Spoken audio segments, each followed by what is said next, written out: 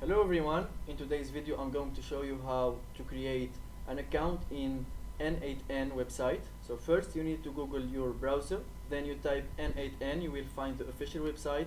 Then you will see here the option get started for free. You click on it, you wait, you will find this interface so that you fill your information, personal information. So after you continue filling your information, you will see here the option start free for 14 days trial. You click on it and now you just wait.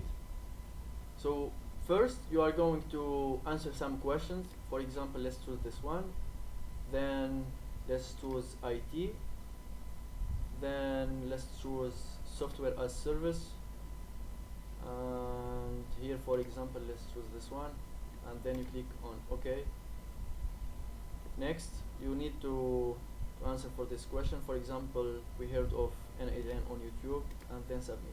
Here they ask you if you want to invite any team member to share with you the account. You just click skip if you don't have, and now your workspace is ready and you can create